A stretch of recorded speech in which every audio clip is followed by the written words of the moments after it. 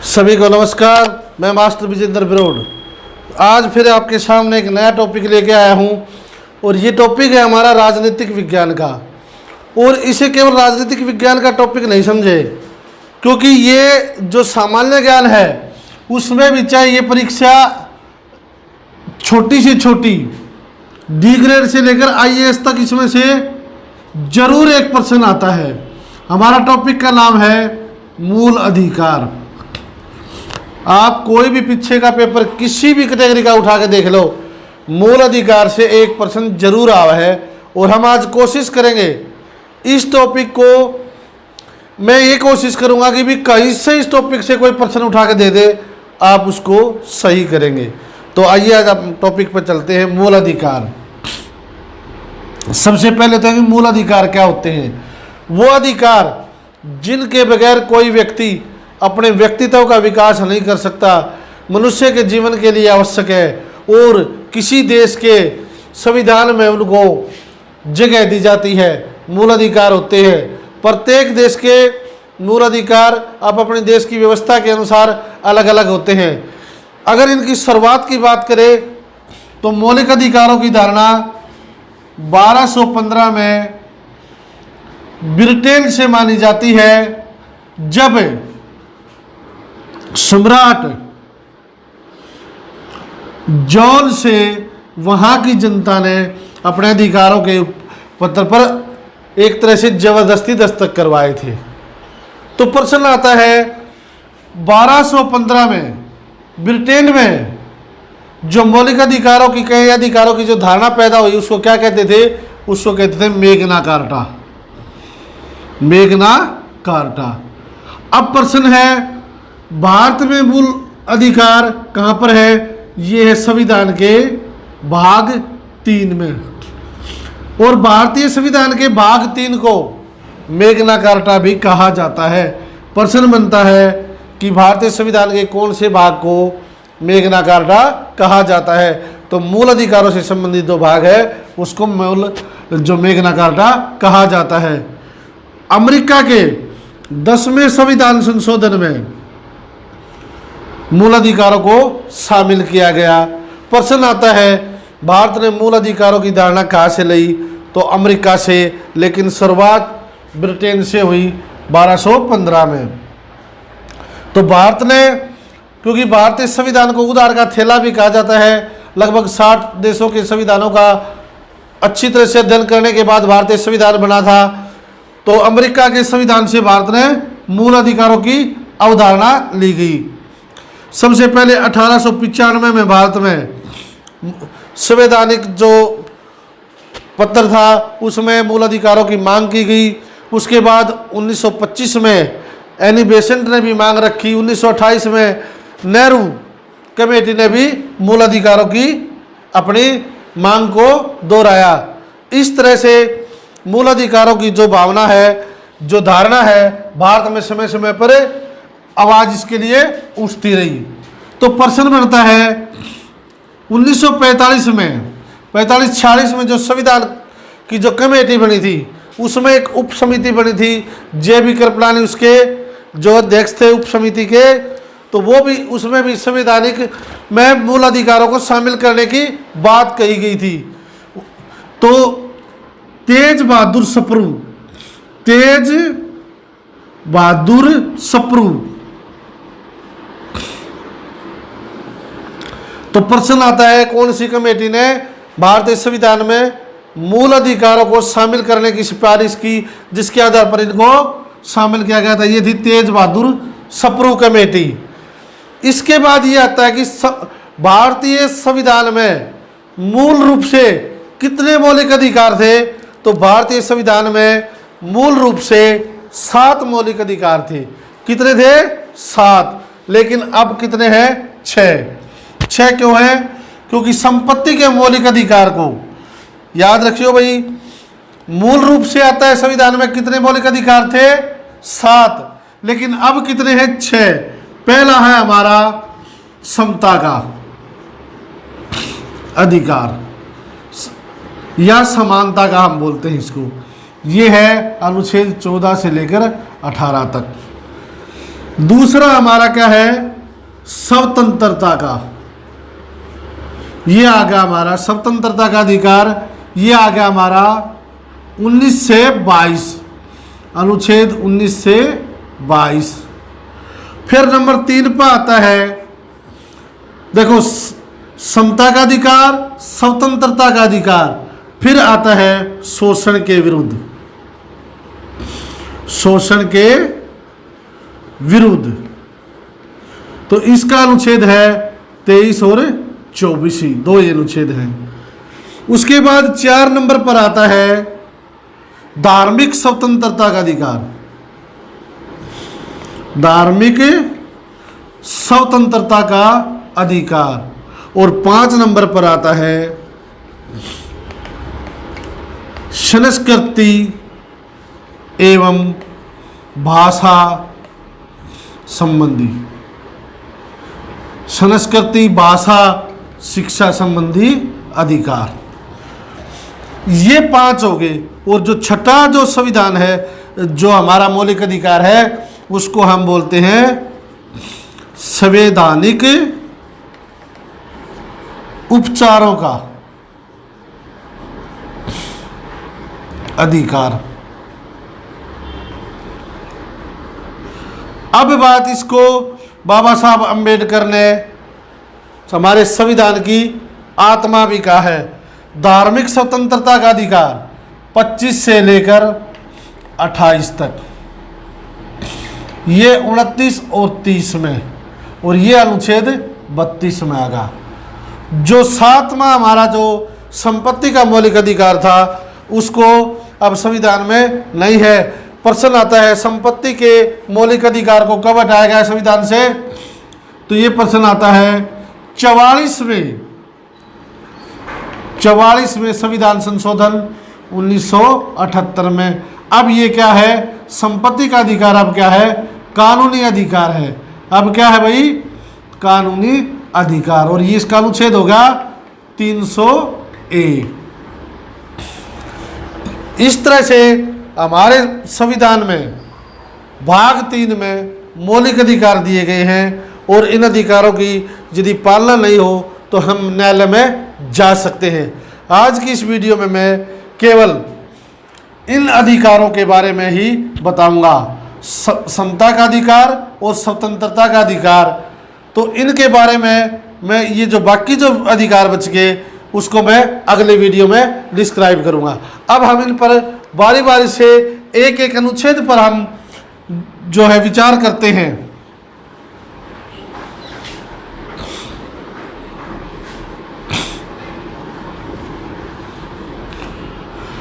सबसे पहले तो मैं ये बता दूं, भारतीय संविधान के भाग 3 में अनुच्छेद 12 से 35 तक मौलिक अधिकारों का वर्णन है। अब यहां पर मैंने समता का अधिकार लिख दिया अनुच्छेद 14 से 18 तक। तो सबसे पहले तो मैं बता दूं भाई, अनुच्छेद जो 12 है, अनुच्छेद जो 12 है इसमें क्या है, अनुच्छेद 12 में राज्य की परिभाषा दी गई है कि राज्य में क्या क्या शामिल है। तो राज्य की परिभाषा में क्या है, जैसे हमारी संघ सरकार है, राज्य सरकार है, और जो है स्थानीय निकाय है। तो अनुच्छेद 12 में क्या है, इसकी परिभाषा। तो फिर आता है हमारा अनुच्छेद 13 क्या है, इसमें असंगत अल्पीकरण भी बोलते हैं। अनुच्छेद 13 ये कहता है कि भारतीय संविधान में कि भाग 3 में जो मौलिक अधिकार दिए गए हैं, ये जो मौलिक अधिकार है, यदि इन मौलिक अधिकारों को ठेस पहुंचाने वाला कोई कानून बनता है तो वह कानून तब तक शून्य माना जाएगा तब तक वो मौलिक अधिकारों से असंगत हो। तो जो 13 अनुच्छेद है वो एक तरह से भारतीय संविधान में न्यायिक पुनरावलोकन का भी जो है अनुच्छेद है। कई बार पीछे यूजीसी नेट में आया था, न्यायिक पुनरावलोकन की व्याख्या हमारे संविधान में कौन सा अनुच्छेद करता है, तो वो है 13 जो अनुच्छेद है इसमें बहुत ही चीज़ें हैं। अनुच्छेद 13 हमें ये बताता है कि हमारे जो मौलिक अधिकार हैं वे भविष्य लक्षी है, भूत लक्षी नहीं है। इसका अर्थ क्या है कि जब हमारा संविधान लागू हुआ उससे पहले जो विधियां बनी गई वो चाहे कैसी भी हो, मौलिक अधिकार उनको कुछ नहीं कहते, लेकिन उसके बाद जो है मौलिक अधिकार भविष्य के और बातें करते हैं, भविष्य में मौलिक अधिकार लागू होंगे। दूसरा है, एक बड़ा इंपॉर्टेंट शब्द आता है इसमें, ग्रहण, आच्छुता का जो धारणा है। इसका अर्थ क्या है कि इनके लागू होने से पहले जो कानून थे वो खत्म नहीं होते बल्कि उनको ग्रहण लग जाता है, यानी कि वो निष्क्रिय हो जाते हैं। ये व्याख्या भी किसमें है? अनुच्छेद 13 में है। तो इन बातों को विशेष ध्यान रखना।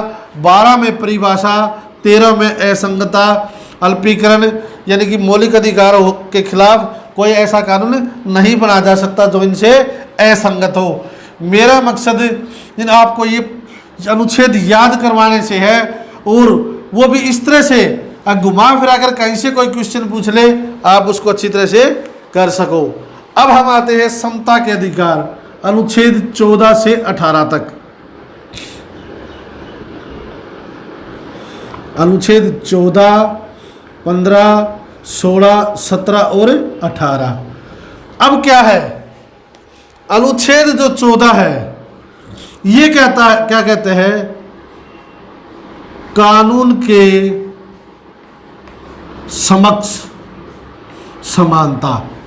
अनुच्छेद ये कहता है कोई भी व्यक्ति हो, धर्म, जाति, पद के आधार पर किसी भी प्रकार का कोई भेदभाव नहीं किया जाएगा, कानून के समक्ष सभी समान हैं। अब मैं आपको एक बात बता देता हूं आपको कि हमारे संविधान का एक अनुच्छेद 361 है। ये राष्ट्रपति और राज्यपाल को कुछ विशेष अधिकार देता है।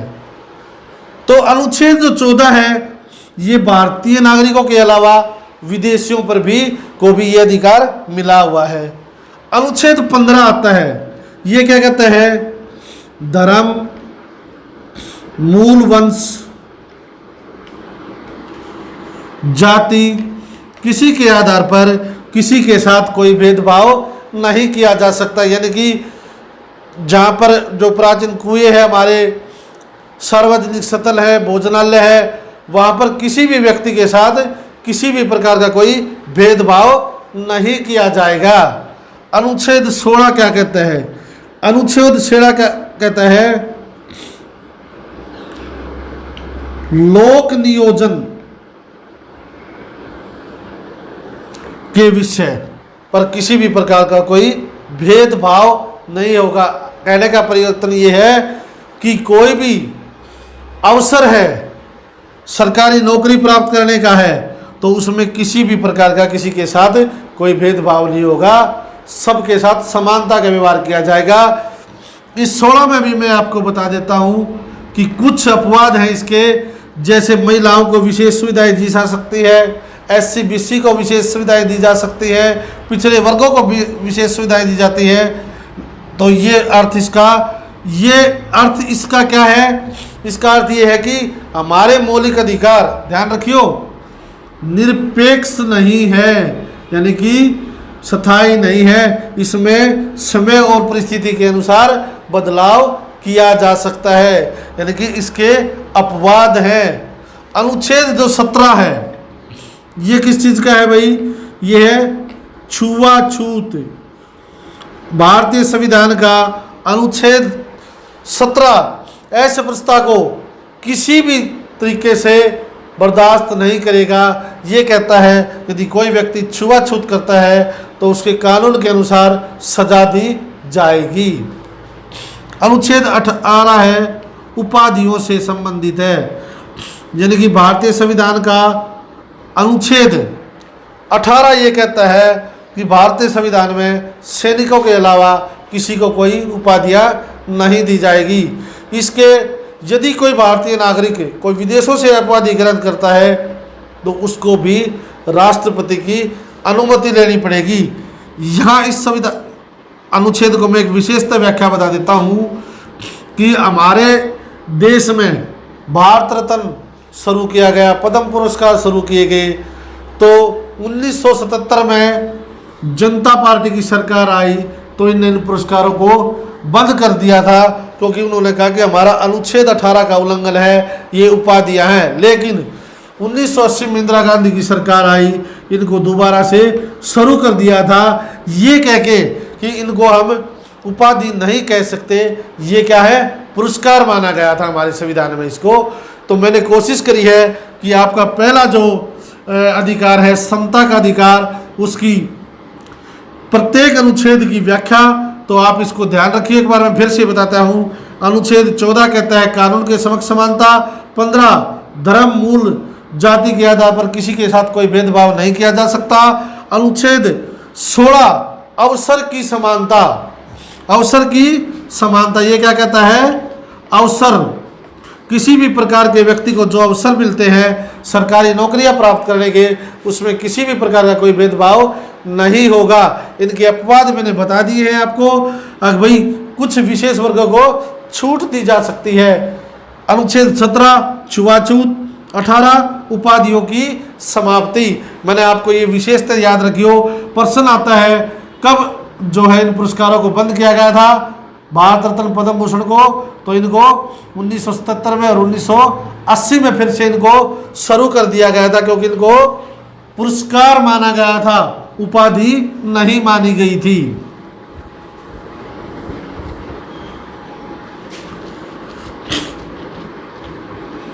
यहां पर मैंने अनुच्छेद 361 लिखा था, इनको राष्ट्रपति और राज्यपाल को विशेष छूट है, ये भी अनुच्छेद याद रखियो। अब आता है हमारा स्वतंत्रता का 19 से 22। तो भाई अनुच्छेद 19 विशेष याद करियो, खासकर जो बच्चे यूजीसी नेट की तैयारी करते हैं, क्योंकि पिछली बार यूजीसी नेट में प्रश्न आया था। अनुच्छेद 19 में जो स्वतंत्रताएं दी गई है वो दे रखी थी और उनको क्रम से लगाना था। यानी कि अनुच्छेद 19 में हमें कुछ स्वतंत्रताएं दी गई है। पहली स्वतंत्रता क्या है, अभिव्यक्ति की स्वतंत्रता। क्या है पहली स्वतंत्रता हमारा, कोई भी व्यक्ति अपने विचार व्यक्त कर सकता है। अभिव्यक्ति की स्वतंत्रता का जो अनुच्छेद हमारा 19(1) है, इसमें ही हमारी क्या है, प्रेस की स्वतंत्रता।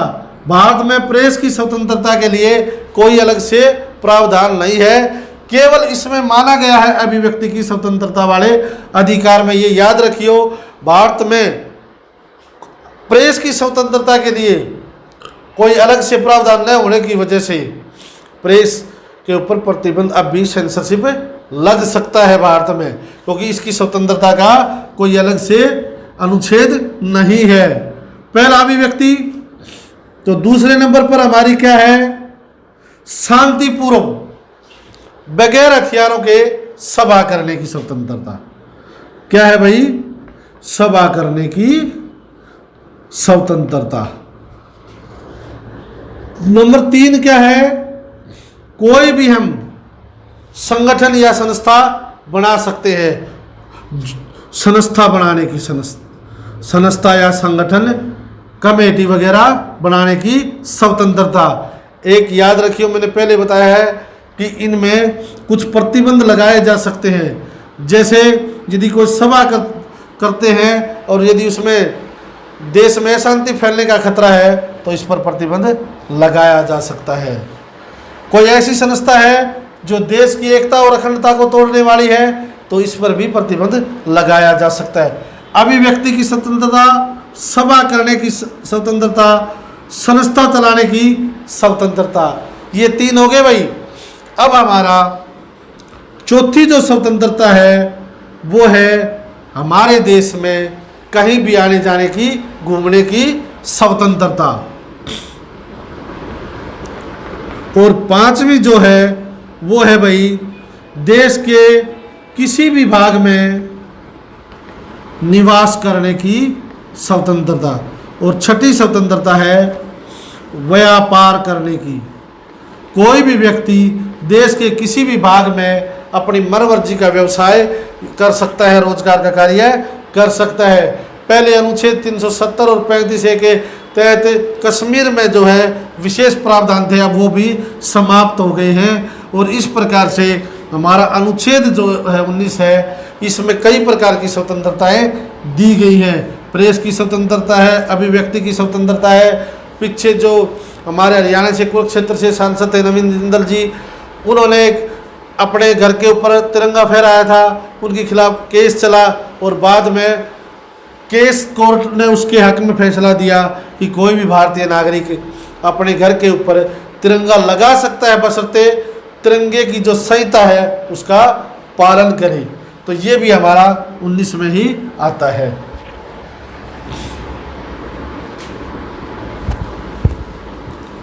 अब इसमें हमारा अनुच्छेद 20 आता है। अनुच्छेद 20 क्या कहता है? 20 अपराधों से जो दोष सिद्ध हैं, अपराधों की दोष सिद्धि, इसमें क्या है भी कोई भी व्यक्ति है जिसके ऊपर कोई एलिगेशन लगा हुआ है, सबसे बड़ी तो उसकी पहली स्वतंत्रता तो उसकी ये है, इसकी में विधि है भाई किसी भी व्यक्ति को उसके खुद के विरुद्ध गवाही देने के लिए मजबूर नहीं किया जा सकता। ये क्या है? दोष सिद्धि वाले में। फिर क्या है नंबर 2 पे? किसी भी व्यक्ति को एक ही अपराध की एक से अधिक बार सजा नहीं दी जा सकती। यदि उसने कोई अपराध किया है, यदि उसको एक सजा मिल चुकी है तो उसी अपराध के लिए उसको 2 बार सजा नहीं मिल सकती। 2 बार सजा की मनाही करता है। और जो तीसरी इसमें जो स्वतंत्रता दी गई है, यदि किसी व्यक्ति ने कोई अपराध किया है उसके ऊपर वही कानून लगेगा जो अपराध करने के समय मौजूद था। मैं इसका ताज़ा उदाहरण हरियाणा में बताता हूँ। हरियाणा में पीछे हरियाणा पुलिस का पेपर लीक हुआ था। उस पेपर लीक होने के समय उन्होंने पेपर लीक की जो अपराध किया था उनको वही सज़ा मिलेगी जो उस समय थी। लेकिन उस पेपर लीक होने के बाद हरियाणा सरकार ने एक नया कानून बनाया भाई 7 साल की सज़ा और संपत्ति जब्त। लेकिन वो आगे अगर कोई गलती करता है उन पे लागू होगा, लेकिन अपराध करते समय जिन्होंने पहले जो अपराध किया उनके ऊपर वो कानून लागू नहीं होगा। तो ये है दोष सिद्ध से संबंधित। अब आता है हमारा अनुच्छेद 21, बहुत इंपॉर्टेंट अनुच्छेद है। अनुच्छेद 21 क्या कहता है? प्राण एवं दैहिक स्वतंत्रता। प्रत्येक व्यक्ति को कानून के कि कोई विशेष अपराध कर रखा है, भाई कानून ने कोई सजा दे दी हो तो अलग है, नहीं, प्रत्येक व्यक्ति को जीवन का अधिकार है, प्राणों की रक्षा का अधिकार है। यदि उसकी जान को खतरा हो तो वह अपने बचाव में दूसरे व्यक्ति से अपना जो है हिंसात्मक रूप भी अपना सकता है। कहने गया कि प्रत्येक व्यक्ति को कैसा अधिकार है? जीवन का अधिकार है। किसका अधिकार है? जीवन का अधिकार। और जीवन भी कैसा? सम्मानजनक जीवन का अधिकार। इसमें यदि कोई व्यक्ति किसी व्यक्ति की बेइज्जती करता है, अपमान करता है सार्वजनिक स्तर पर, तो वो भी क्या होगा? सजा का हकदार होगा।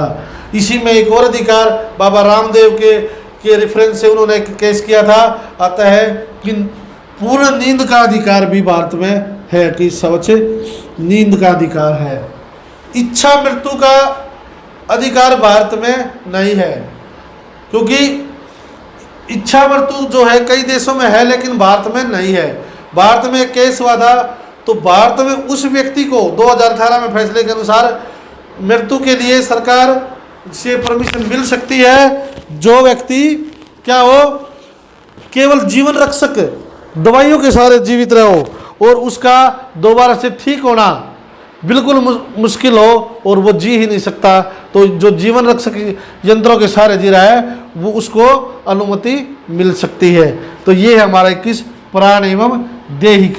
इसमें मैंने आपको बताया है कि इसमें व्यक्ति के सम्मानजनक जीवन की जो परिभाषा है। अब 21A, तो ये 86वें संविधान संशोधन 2002 में जोड़ा गया था और इसमें है जो 6 से 14 साल के बच्चों को निःशुल्क और अनिवार्य शिक्षा। अब हमारा इसमें स्वतंत्रता के अधिकार में अनुच्छेद आता है 22। इसको ध्यान से देखियो, मैंने अनुच्छेद 20 में बताया था दोष सिद्धि से, और यह है गिरफ्तारी के लिए कुछ। गिरफ्तारी, तो गिरफ्तारी क्या होती है? जब सरकार का कोई व्यक्ति यदि किसी व्यक्ति को पुलिसिया कार्रवाई करने के लिए आता है तो उसको भी 3 अधिकार मिलते हैं। पहला, अपराध जानने का, भाई उसको किस लिए गिरफ्तार किया जाता है। दूसरा, उसकी मनमर्जी की कानूनी सलाह लेने का, यानी कि उसके वकील से उसकी सलाह लेने का। और तीसरा अधिकार है 24 घंटे में, गिरफ्तारी के 24 घंटे के अंदर उसको न्यायिक मजिस्ट्रेट के सामने पेश करना पड़ेगा। थाना में 24 घंटे से अधिक उसको नहीं रख सकते मजिस्ट्रेट की अनुमति के बगैर। यहाँ पर ये ध्यान देने योग्य बातें हैं, 24 घंटे में जो रास्ते का जो समय है आने जाने का, वो आने जाने वाला समय शामिल नहीं है। अब अनुच्छेद 22 का भी अपवाद है, निवारक कानून। ये जो अनुच्छेद 22 है, यदि कोई व्यक्ति देशद्रोह की घटना करता है, निवारक कानून के तहत गिरफ्तार है, उस पर ये बातें लागू नहीं होंगी। उसको 3 महीने तक कहीं भी गुप्त स्थान पर ले जाकर पूछताछ की जा सकती है। उसको 3 महीने तक ये सुविधाएं नहीं। 3 महीने के बाद यदि जरूरत पड़ी उसको आगे भी गिरफ्तार रखने की, तो एक कमेटी के सामने उसको पेश करना पड़ेगा। तो ये हमारे आज के 2 हमारे स्वतंत्रता के 6 मौलिक अधिकारों में से समता का अधिकार और स्वतंत्रता का अधिकार मैंने करवाया है। अगली वीडियो में मैं अगले अधिकार करवाऊंगा। अगर मेरी वीडियो आपको ये अच्छी लगे तो मेरे चैनल को सब्सक्राइब करना, लाइक करना और शेयर करना। धन्यवाद।